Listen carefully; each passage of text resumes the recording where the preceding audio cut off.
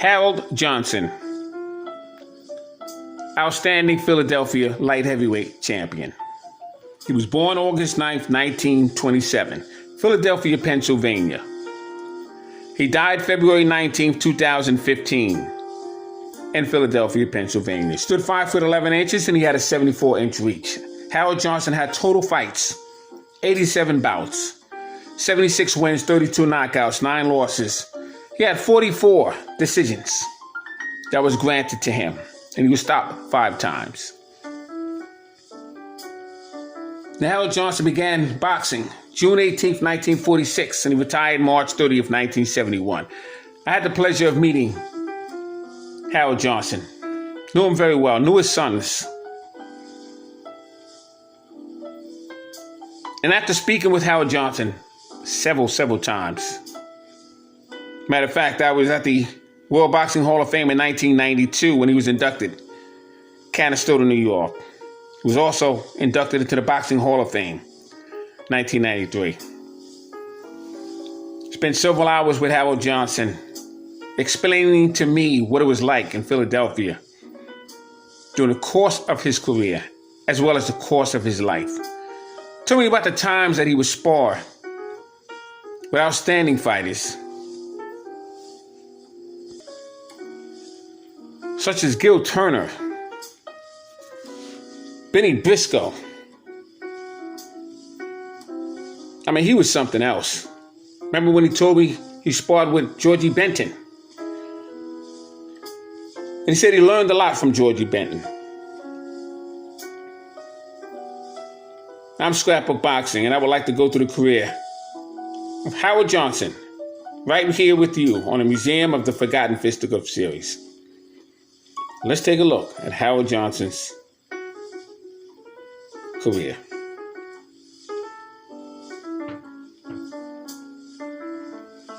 Now, the thing with Harold Johnson, he was ranked number 7, the greatest light heavyweight champions in boxing history. He was ranked 7 out of 20 honorees, and that's quite remarkable. What's even more remarkable, Harold Johnson was 24-0 before he faced Archie Moore. He faced Archie Moore 5 consecutive times. He would lose 4 times, and he would win 1. And Archie Moore, they called the Old Mongoose, an ancient Archie. Always brought a toolbox to the ring with him. Toolbox of gifts, of jabs and uppercuts, left hooks. Knew how to tie his man up. Had a crab leg defense. And he knew every trick of the trade that could be presented to you in the ring.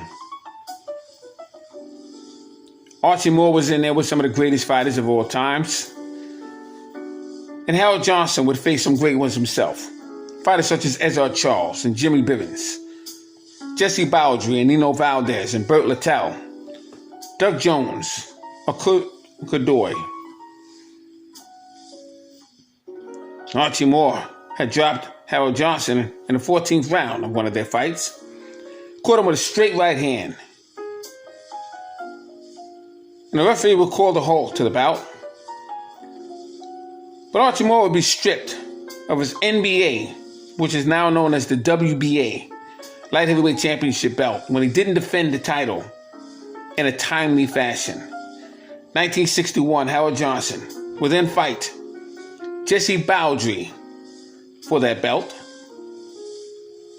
And it would be a technical knockout against Jesse Bowdry. Harold Johnson would now be the NBA Light Heavyweight Champion. But he wasn't the lineal unified champion, because Archie Moore would still have access to the New York SAC Light Heavyweight Championship belt, but Moore would be stripped of that belt as well. And Harold Johnson would have to face Doug Jones out of New York. Fought him in Philadelphia, and he would now, after defeating Doug Jones, become the unified light heavyweight champion of the world. Now, Doug Jones would be the fighter that Cassius Clay, Muhammad Ali, were called around that he would knock him out in, and he would stay on his feet for 10 rounds. Doug Jones was some fighter, had great fights with Ernie Terrell and others. But Harold Johnson was some tough fighter. Now, Jersey Joe Walcott, who would become heavyweight champion of the world in 1951 after he knocked out Ezzard Charles, would hold a quite unique distinction, if you will.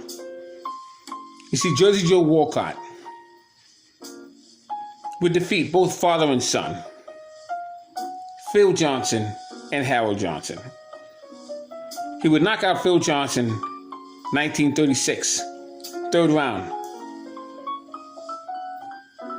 He would also knock out Harold Johnson 1950 in the third round. Now, Phil Johnson was credited for having a stiff back. But that stiff back was because of the wicked jabs that he would suffer in previous fights. Harold Johnson turned pro in 1946. 1955, Philadelphia. Johnson would face Julio Mendores. And Harold Johnson would drop to his knees, and not a single punch was thrown. Johnson finished the round and made it back to his corner before he passed out. Harold woke up in the hospital, and lab works were administered, and a urinalysis would show there would be a foreign drug in his body. Harold Johnson would claim that he felt weak after eating an orange that was handed to him by a spectator. The governor of Philadelphia, in Pennsylvania, George Amelita, has suspended boxing in the state of Pennsylvania. There was no boxing allowed in Pennsylvania until further investigation on this matter with Harold Johnson.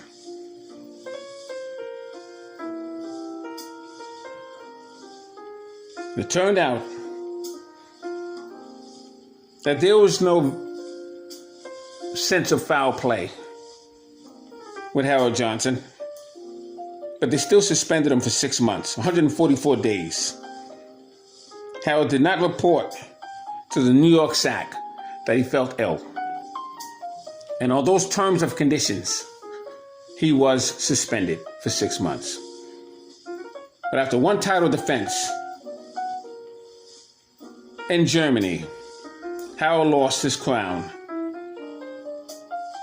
to Willie Pastrana, Las Vegas, Nevada, 1963.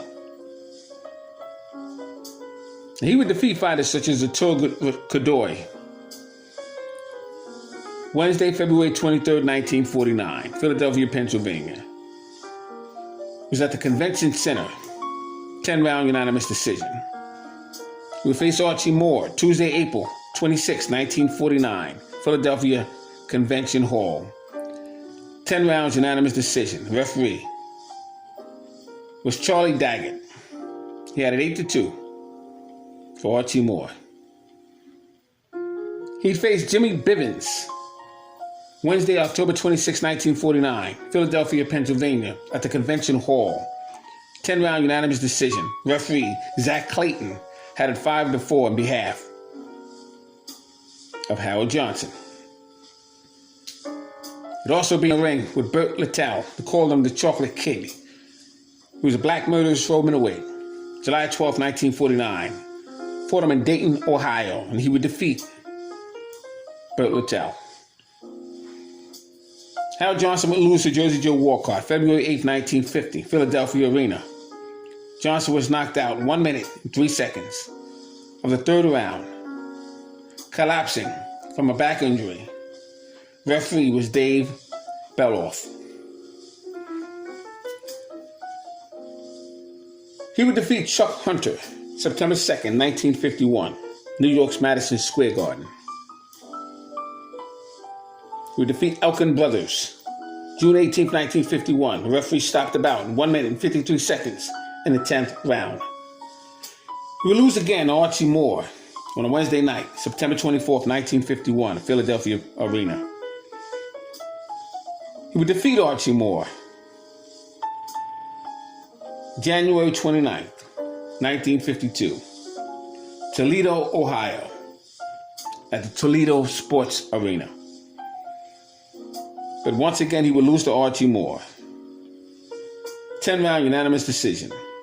October 12th, 1951, Milwaukee Arena. He would defeat Clarence Henry March 17th, 1952, Philadelphia, 10 rounds unanimous decision. And he would lose to Bob Satterfield. Bob Satterfield was one of the hardest punchers at that time. August 6, 1952, at the Chicago Stadium. He would defeat Bob Satterfield, second time around, October 6, 1952, at the Philadelphia Arena. Satterfield was knocked out 1 minute and 58 seconds of the second round. He would defeat Lynn Marlowe. Lynn Marlowe was a very good fighter. September 16, 1952, in Toledo, Ohio. Marlowe was knocked out 1 minute and 55 seconds of the third round. Harold Johnson would defeat Jimmy Spoiler Slatt. January 16, 1953.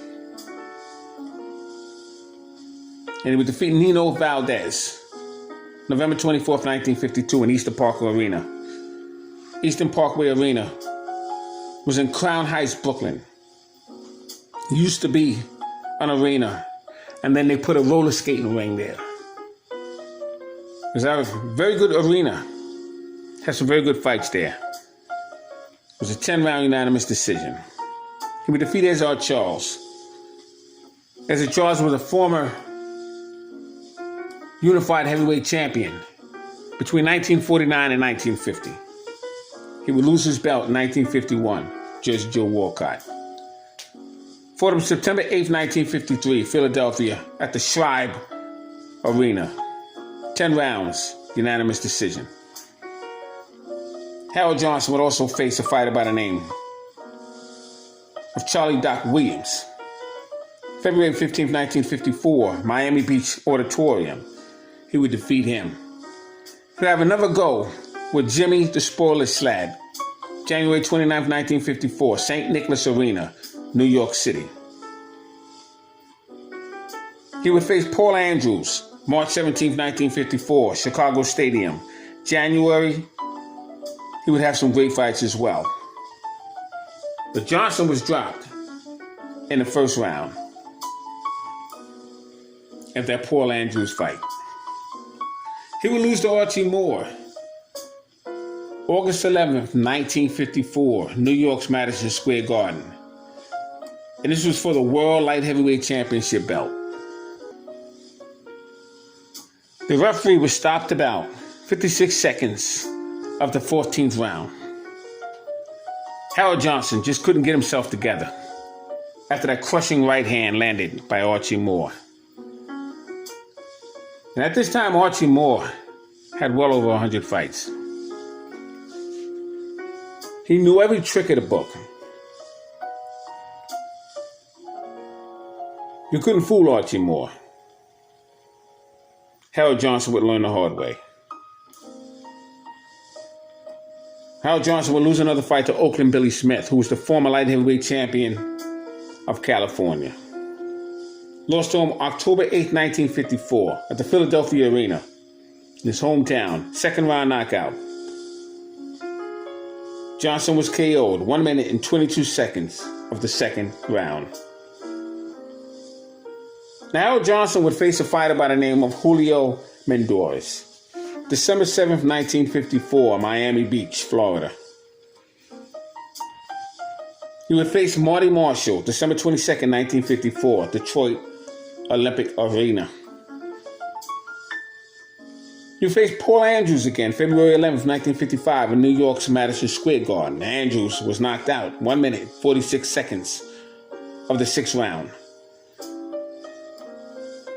Now, he would lose to Julio Mondoris, May 6, 1955, Philadelphia, Pennsylvania, at the Philadelphia Arena.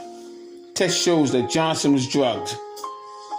Johnson claimed to have eaten an orange after a stranger had given him a nice gesture.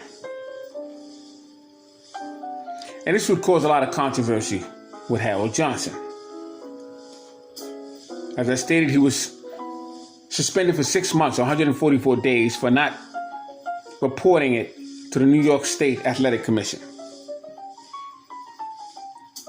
We go on and face Burt Whitehurst. December 8, 1956. Portland exposure. The building in Portland, Maine. Went on to face Eddie Machen. He would defeat him. Von Clay defeat him. Eddie Cotton defeat him. Doug Jones defeat him. Tommy Morrell defeat him, but he would lose to Willie Pastrana, and he would lose his light heavyweight championship belt.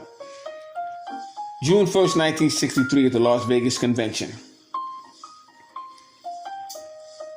It was for the WBC and WBA light heavyweight championship belt. And when I spoke to Harold Johnson about that fight, he said he could have defeated Willie Pastrana. The issue with Willie Pastrana was he moved too much. He was a dancing master like Willie Pep. And he said at this point of his career, just didn't have the reflexes.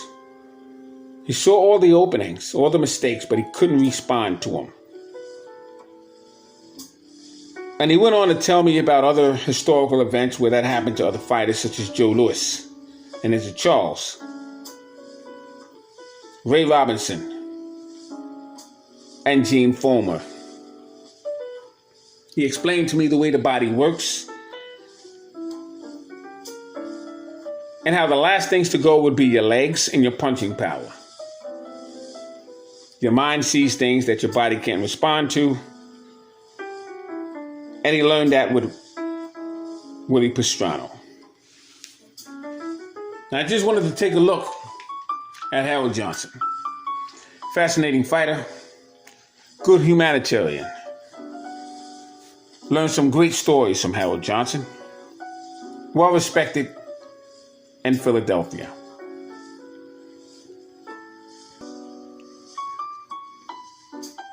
Shout out to Harold Johnson. Phenomenal humanitarian. Thanks for hanging in there with me. Scrapbook Boxing Museum of the Forgotten Fisticuffs series. All great fights and all great fighters will never be forgotten on my channel. Salute to Harold Johnson. Salute to my subscribers. Salute to all the great fighters of the past.